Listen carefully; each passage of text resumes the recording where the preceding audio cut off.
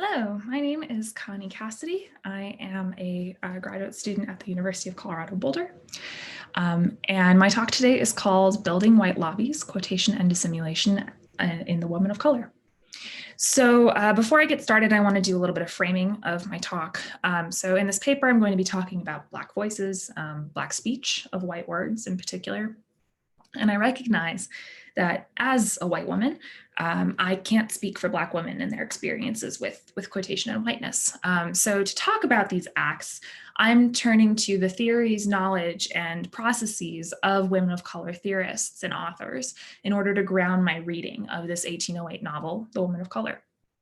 Additionally, I'm hoping that my talk can serve as a model for other white academics like myself to sort of give an example of the work that we need to be doing in Romanticism and in the academy at large.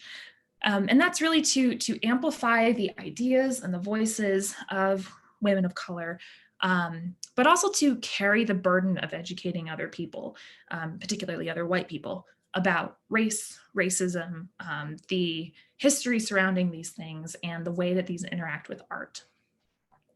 Lastly, I'd like to acknowledge that as I'm recording this, I am sitting on the lands of the Ute, Arapaho, and Cheyenne nations.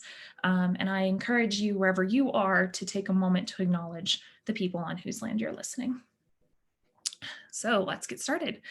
So the anonymously penned novel, The Woman of Color, consistently argues for abolition and for the better treatment of Black people by white Britons. But just as the mixed-race heroine Olivia Fairfield survives in England by performing aspects of whiteness, so does the novel self-consciously narratively dissimulate its racial otherness into Gothic and sentimental conventions common to white readers. In doing so, it entices and disarms these readers with familiarity, even as it educates them in constructing a more racially aware political consciousness. In part, this dissimulation appears in Olivia's quotations of white male voices that are frequently cited in white women's popular fiction.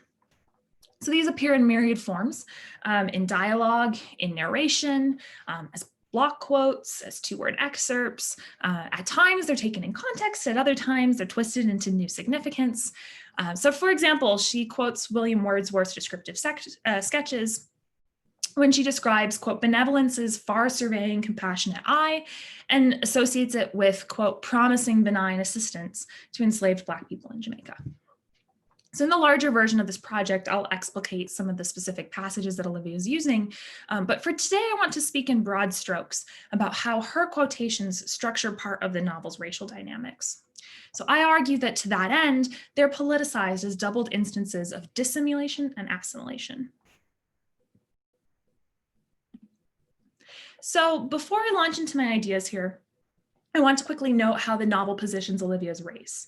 This is probably a topic worth its own paper, but for our purposes, I'll give a Cliff Notes version here. So Olivia is the biracial daughter of a Black enslaved woman who dies in childbirth and a white planter whose death incites the novel's events and through the conditions of his will sets Olivia on this quest to England to gain her inheritance by marrying her cousin. The novel racializes Olivia based on both her olive, and that's the word the novel uses, skin, compared to her Black servant Dido, and her refined manners and her appearance. So Olivia regularly aligns herself with aspects of both her Blackness and her whiteness. And typically the former comes in moments defending abolition, but in her attempts to signal that she can belong in England, she draws on her whiteness, which is what I will discuss here in part through her use of quotation. So dissimulation is key to my work here. Olivia fixates on this action, often framing it as another kind of enslavement. This matches with rhetoric from prominent white feminists like Mary Wollstonecraft and Mary Robinson, but in Olivia's case, the term is racially charged as well. For instance, she associates dissimulation with racial prejudice when she roundaboutly censures her future sister-in-law while correcting her future nephew's racist speech. That's that first passage here. In this scene, Olivia praises little George's artless behavior, even if it's harmful, because in her view, his, quote, infantine simplicity makes him amenable to instruction. She warns that, quote, as we grow older, we grow acquainted with dissimulation. And this is a barb that the other characters in this scene recognize, and they condone it as pointing to George's mother's half-hearted attempts to hide her racism. Olivia also uses the term in relation to herself, and that's the second passage here, when she says she, quote, longs to be free from the restraints and the dissimulation which the common rules of good breeding impose in my behavior towards these white city socialites. This last passage in particular suggests that Olivia is accustomed to performing civility for white audiences. And it's what prompts me to consider her general narration to white people as a form of dissimulation as well. So Olivia recognizes that she must appeal to white people to enact change for enslaved Black folks. And in the essay Unspeakable Things Unspoken, Toni Morrison illustrates facing a similar dilemma when she wrote her 1973 novel Sula. So she speaks about capitulating to a white audience, positioning Sula's Black community in relation to its white surroundings, instead of foregrounding Blackness and Black experiences. So this creates, in her words, a safe, welcoming lobby, a threshold between the white reader and the Black topic text.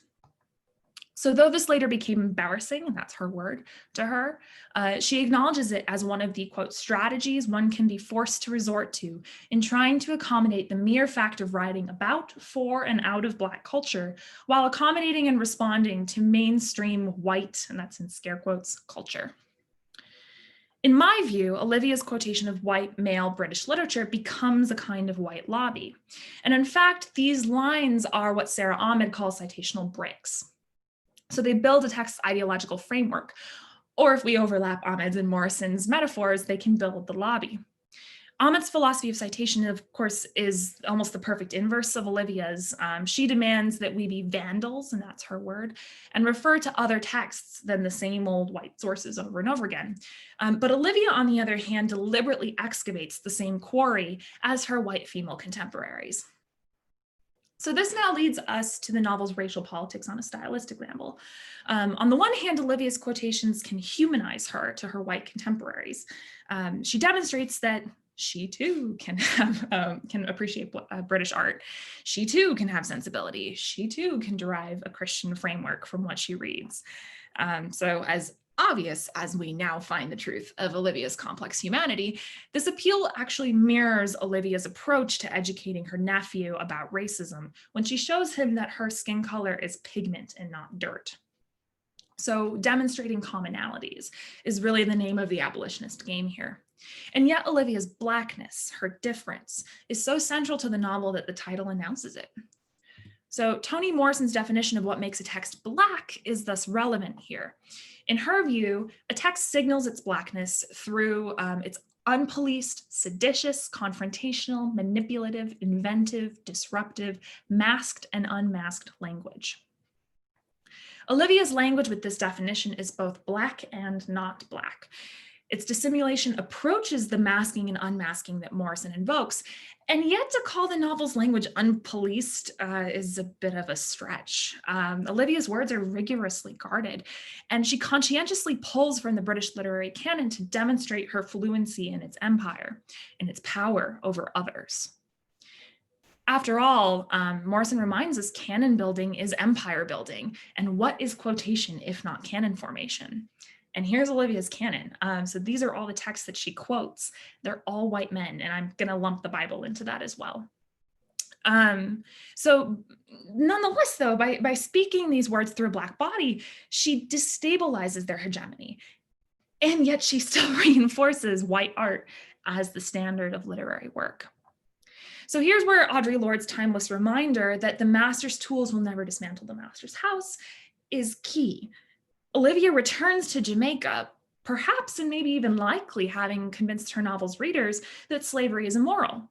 But at some point during her time in England, she's become figuratively more white than Black. Other scholars have identified this tension too. Julie Murray, for instance, argues that Olivia's fascination with country life sits at odds with her anti-slavery sentiments, since the former is often associated with the wealth that's been built through slavery. Olivia begins this novel associating explicitly with her Black brethren, but upon returning to Jamaica, she desires to, quote, resume instructing the minds and mending the morals of our poor Blacks. So using what Sarah Solie has called, quote, an elastic first person plural pronoun, because of the way that it fluctuates between embracing Blackness and whiteness. The possessive our puts Olivia in the role of moral and educational overseer here. And she adopts the language of slavery apologists who sought to indoctrinate Black enslaved people into Christian moral frameworks. In short, Olivia has not dismantled the master's house. If anything, she has moved in, even if she's redecorated a bit. She calls for slavery's end, but in reinforcing white British words as the citational bricks, to return to Ahmed, of this house, whiteness remains the dominant intellectual and cultural perspective, and the white reader remains safe, emotionally invested, and yet experientially outside Olivia's Blackness. So there's my works cited, and thank you so much for listening.